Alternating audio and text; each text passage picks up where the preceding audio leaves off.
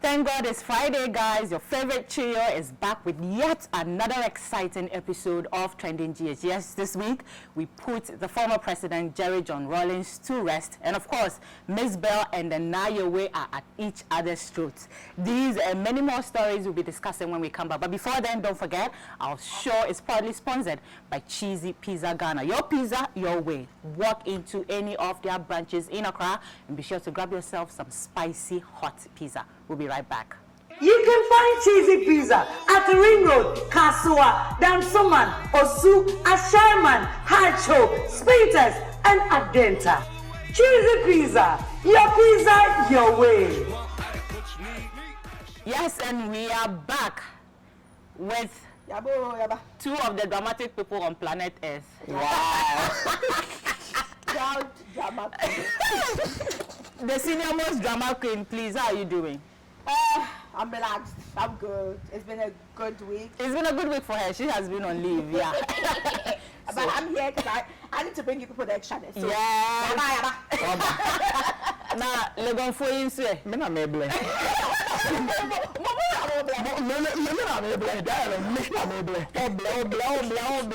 guys. Yes, our first story for this week has to do with the burial of J.J Rawlings. Now, after almost 2 months that he died, the state decided to give him a very befitting, funeral. It was a 4-day event. Right. Can you imagine 4-day? Yeah. I mean, he's the one and only J.J Rawlings. Yes. He didn't deserve anything less. But now, let's get into some of the intricate details that happened at the funeral grounds. First of all, Nana Kwame, what do you make of the whole celebration? Did you catch any of it? No, I'm going to say that I don't have the time. I was having online classes today, but I caught the hit on Twitter and other social media platforms. And I must say, I like the fact that everybody knew there was a moment to mourn his legacy. Yeah. Because, prior to the funeral, I had a lot of people say, oh, Auntie Rawlings, you know them coming at the fact that he's had quite bad history, bloody history, he doesn't do that. But I like the fact that when it got to that day, sensitivity ruled, and everybody knew that it was time to mourn a father, a brother, a leader. Even with his issue with the NDC and everything, it looks like everything was crushed. It looked like everything was crushed, everything was silenced, and it was just time to mourn a life well lived, and I like that. Yeah, I mean, we all like that. JQ. The people who kept turning up. Day one, somebody turn up. I'm Rawlings' daughter. The next day, another one. And the next day, another one. For me, that part of the whole, I don't know, but it was just something else. Because I felt like if the man was alive and he was your father, you'd never once, when he was alive, came out to make those declarations or those claims that this man is my father and he's not taking responsibility.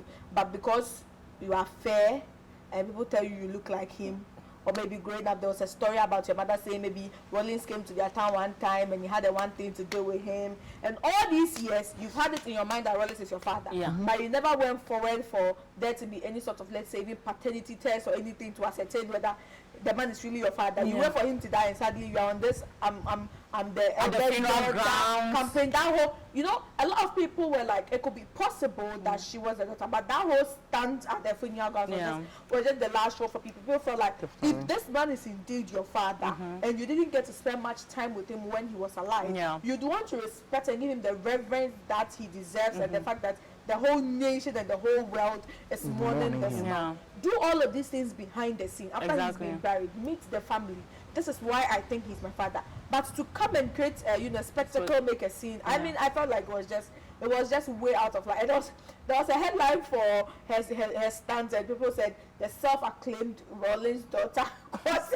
I was like, that self-acclaimed tag was really funny. But it was more of the second person that came out, which was like, Mom, get a job. She has a photo. She has a photo with Rawlings. I think we can't dispute the fact that maybe there could be children. We are not ruling out that possibility. Yes. But we are saying that if there was any possibility, those women are like almost in their 40s. Yes. 50s. Yes. All these years, you never came up, and this was a very insensitive time to come back and say, "Oh, yeah, my papa," and call that stunt. But so JK is right. It was the wrong time to do that. You could have done this way better behind closed doors, but. Yeah, there were so many celebrities who were, you know, eulogizing him and all of that. And I think Sonibadu made quite a blunder by asking Nana Akufo-Addo to rename the Kotoka International Airport after J.J Rawlings. I don't know whether he forgot the airport was renamed Kotoka International Airport because of General Kotoka. I don't know. Wouldn't it lose the whole significance? Because it was because of something, that's why they renamed it Kotoka International Airport. J.J Rawlings. If you want to honor him, find another monument and honor him with. Which has already been, you know, the president has named the UDS after him, University, J.J Rawlings University of Developmental Studies. He had named it after him. It's not necessarily that every national monument should be named after. Which national monument have been named after Ejata? Apart from the burial, the burial place where they have put all the heroes and all of that. And then Diana was saying, honor. Sometimes the legacy is already there. It does not need a dean to. So the government likes that. Well, true. And when you say DNA the Hoka, it's not called maybe Ghana something. It has a name. Just as he said. But it's another matter. You can't just take it away, making that person look less significant in the whole Ghana development story. If they change Kotoka International to John Mahama International Airport because he built it. Because all of this let's see if they do that. But for me, there's this side of the whole funeral that a lot of people seem to overlook. But I was watching you know, discussions on Joy News after the funeral, and there was the Anlo Traditional Council who had serious and legit complaints, which, you know, I felt should have been taken into consideration because J.J Rawlings is a known, you know, member of the Anlo, you know, clan. He's someone that in their traditional area they look up to like a significant person. And this man died, and I understand that there was an initial struggle between they wanting the body to take to Anlo to do the traditional rites they do, and then return the body back to the government so that the national funeral. Of course, they said they appreciated the fact that he was a member of the, you know, like the nation's thing. So obviously he deserved that kind of befitting funeral. But their point was, there are things we need to do traditionally, and this is done for like almost every tradition have their own way. It's like Baunia dying and you saying that you not give it to the Muslims to go and do their final burial rites and just go and lay him in state. You know, that cannot happen. When former ex-president Aliyu Muhammad died, even though he was a president, they didn't give him a 4-day because they knew the Muslim tradition and they obeyed that Muslim tradition and did it. So why was it so difficult that government couldn't allow the traditional council to go do their traditions whatsoever, and then on the assurance even that they will not bury this man because this man is a great man, let's just do our tradition, pull him back with a military escort and bring him back to the station. Because of this, they literally had to put military men stationed at the 37 hospital mortuary for as long as the president was there. So whenever there was a body coming out, they had to check so that nobody steals the body. That is fine. We've understood. You people should do the state burial. Now during the state burial, a man who comes from Anlo, there was not 5% Anlo tradition display. No Bobo, no Abazar, nothing. And all of that. And Anlo people don't do that. I'm not aware anyway, but it's just right that when there is someone from my clan who is going and needs to be given that respect, just imagine your spirit being an error man who always wakes up in the morning, listen to Bobo music, and you are going to your final destination, and what you hear is Adowa going. Would your soul be happy? Listen, I get what you're saying, but I think what we always say in the government and Anlo, as if the body also doesn't belong to the family. Exactly. There's the family maybe didn't want it that or way. Maybe JJ was not even. Maybe his dying wishes, he didn't. Yes, you know, I feel like this is more personal in detailing than what we think it to be. No, I understand you. When you talk about that to the body extent, I agree. But to the ceremonial performances, no. The funny thing is, that is what Z is saying. That personally, maybe he didn't live that life you think he lived. He woke up. You know, maybe he just not even that. Maybe he didn't even identify. I'm from the Volta region. Doesn't mean I really like. Maybe what you're trying to say is. Wait, hold on. Hold on. So let's say when the Queen Mother of Kumasi, when she died, the Queen Mother of the Ashanti region, when she died, let's say she got married to an Ewe man before she died. So at her funeral, they decide that maybe she didn't identify as an Ashanti. You just of Ashanti. You can't Ashanti is different. It's an indigent of the Anlo. But he's not the king of the Anlo. He's not the king of Anlo. Represent his culture. That is the family. That's what I'm saying. So why are you making it about the family and not about the family? That is where he comes from, and that culture that display. You're making it look like the culture needs to be coming. That's where it's coming from. But there's further details to this. Maybe the family didn't want it because that's what she said. JJ's wishes could not have been that. There's more to this, Jay. Okay, guys, the family did not organize the ceremonial things that happened. It was the state that organized. You do not know into details, JQ. You do not know. My point is they should have showcased the family. They have the right to show whatever culture they want to do. Listen to you. It's okay. Write in your will that when you pass away, you make sure that they dance. Thank you. Guys, it's getting heated in here. I want to know what your thoughts are about, you know, what is getting these people riled up.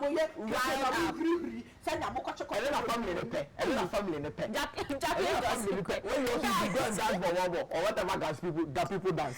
Anyway, guys, we are going to silently move to our next story because these two cannot hold themselves together. And I'm going to be grabbing the microphone from them just as Cecilia Malfoy.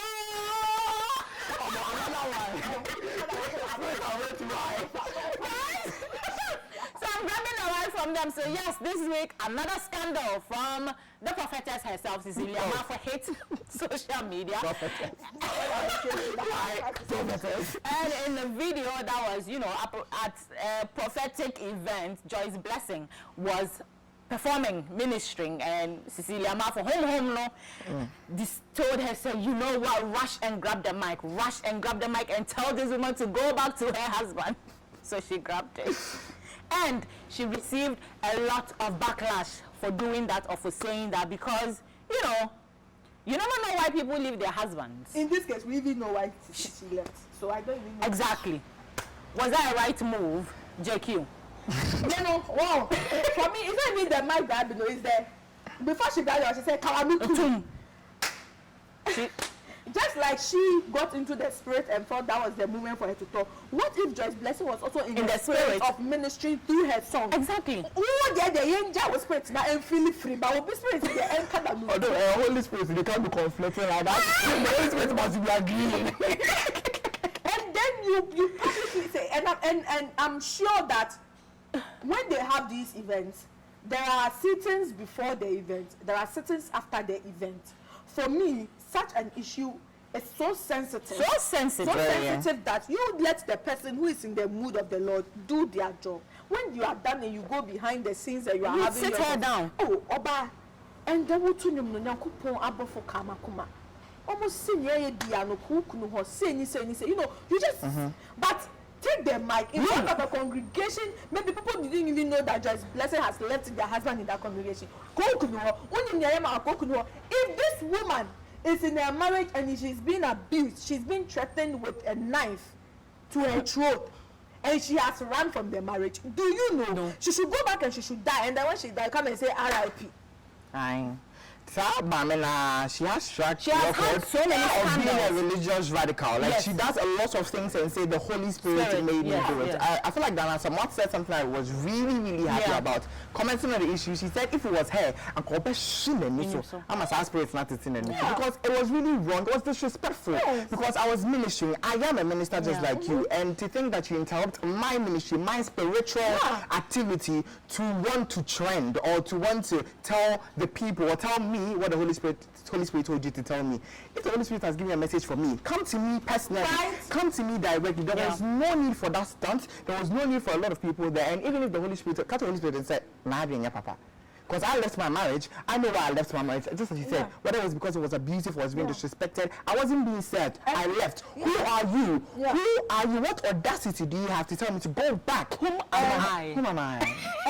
and the fact that Joyce has had a public battle with her ex-husband, you know, even her his family trying to take her children from her personal assistant and alleged to be dating her ex-husband. The fact that she comes and saying that she's just unbreakable doesn't mean she's unbreakable. Everybody is breakable. Yes, she's probably still. Today's trends are getting on the nerves of my co-presenters because. Don't angry me. So we are going to take a quick breather.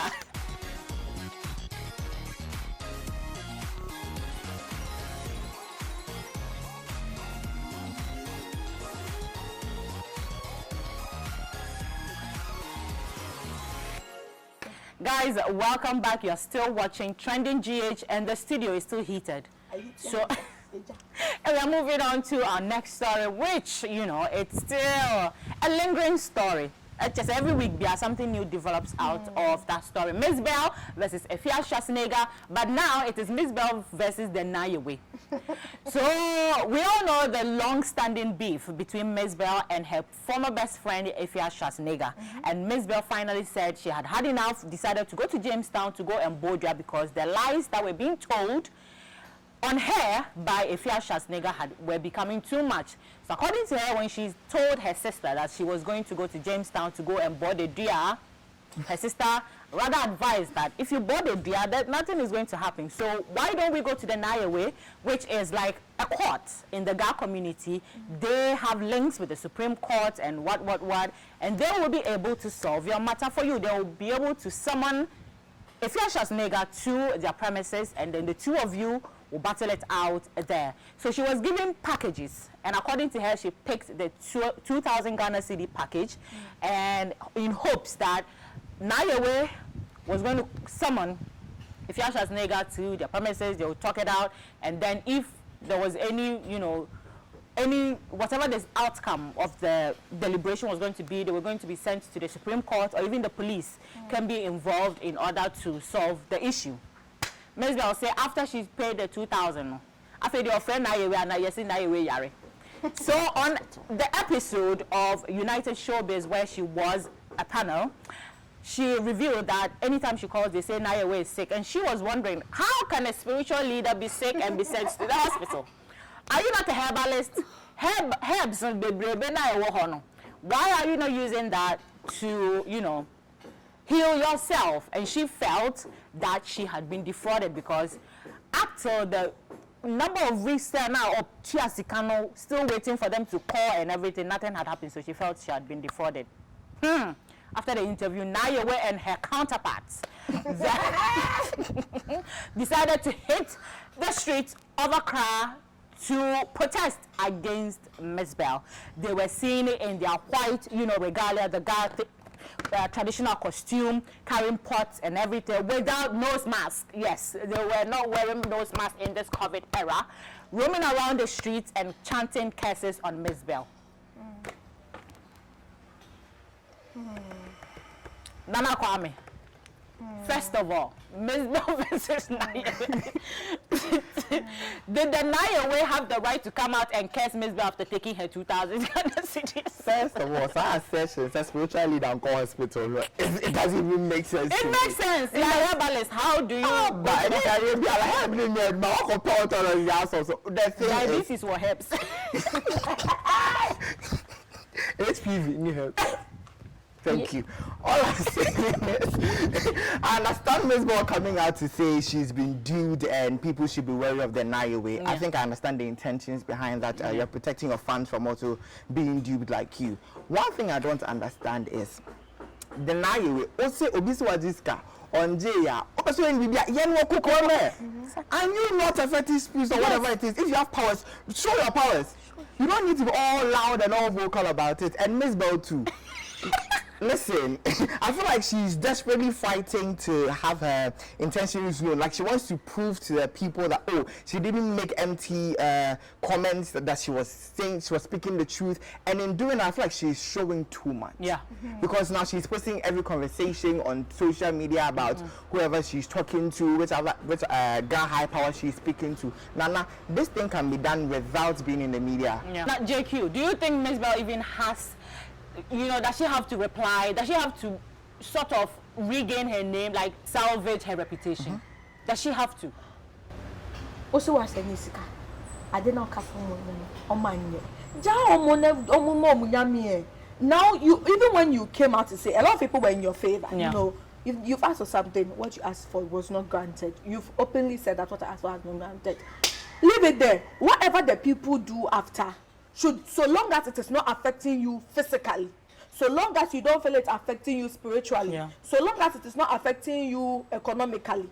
Right now, what it's only doing is affecting her psychologically. Because in her mind, you know, she feels like whatever they are doing to retaliate to her in the near future or out of fear or something is going to happen. But in your session on UTV, you said that you don't even trust their, you know, authentic because they couldn't deliver, how do you call it, a chief praiser or yare. So if you don't even believe that they are that powerful, why are you so keen on trying to make it look like what they are doing might have an effect on you? And for me, my issue is with her updating what they do. Because the way people are not even on social media. They don't even have social media accounts. Yes. Nobody even knew. I am a gang. I know that each clan has all of these things, and I know that they exist. But personally, I've never seen them as vocal on social media as this Miss Bell incident has happened. And the funny thing is, it's not even they who are trying to show people that this is what they can do. It is Miss Bell who is posting these videos to show people that this is what the people are doing. If you say, what got nothing to do with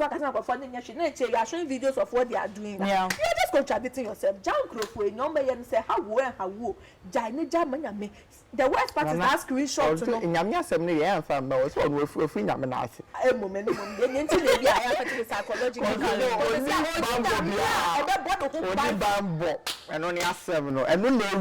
why you don't pay evil with evil. Exactly. That is the end of the convo. Do not pay evil with evil. Just, you know. But yes, our last story, which is as usual, you know, sort of hard news for the day, is COVID-19. As the numbers keep rising day in, day out, and people are being, you know, asked to take the precautionary measures rather very seriously, the Ministry of Health has released a communique asking the public testing labs to make COVID-19 free for residents and only charge travelers.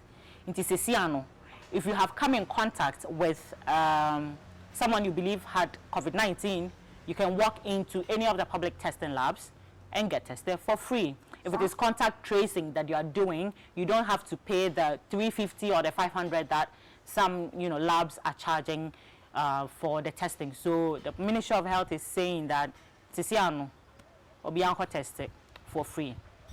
The question is, do you think these public labs, after making so much money from the testing in the past few months, do you think they are going to adhere to this order? I think they will. I really think they will, because I mean, it's a presidential order. My problem is, my worry, not even a problem, is that are we sure that there will be enough test kits for these people? Even though, of course, we know governments make provisions, but does that provision like manifest materialistically for these people to say, I have enough resources to do these mass testing? Because let me not cut you. Sure. Do you think, as you are talking about, you know, having enough testing kits, do you think Ghanaians will just walk in, you know, like voluntarily as I want test me for COVID-19? I mean, the one I didn't see condemn conform because you see conform now it's scaring people, because you see when the thing went down, a lot of people started living recklessly. The bombers, everybody was just doing what they're doing. But now Akufo-Addo with the last addressing it, telling us that we might go back to lockdown if we do not adhere to the precaution measures. People are now scared. People are now more wary. I think people are even more scared over the fact that some very, very key personalities are falling to COVID. Yes. You know, the CEO of Melcom, some lecturers and all of that. You know, you get these high profile people and you ask yourself, and common floor member. In contact with people all the time. They're still not. And as you say, so almost say I don't know it's me living with erectile dysfunction. Until me man are wild. Obviously, the man would be waged. Exactly my point. Masculinity, so man call for our could get to test. Are you sure? Because but for me, I think it's more over the fact that people might be skeptical of the results that they will be given. Exactly. Because let's say in my community we are about 2,000 people, and let's say just 500 even decide to go for the testing. What guarantee would people have that this test result my test result has not my sample has not been misplaced or mixed with someone else's sample. Come and declare me positive, and I'm not showing signs of the COVID, and then I'm seeing someone who has negative and start showing signs. Then it will be easy for me to say and yes, I didn't test no more because someone I mean positive. It's not. Let me not cut you. I get your point, but I'm just trying to like the layman reason for saying say onko testing. Obaka say be no nya symptoms or testing and yet we na positive but no who symptoms ko fi ko testing ya do we nya negative but no who symptoms it about the hospital na man yare. Yes.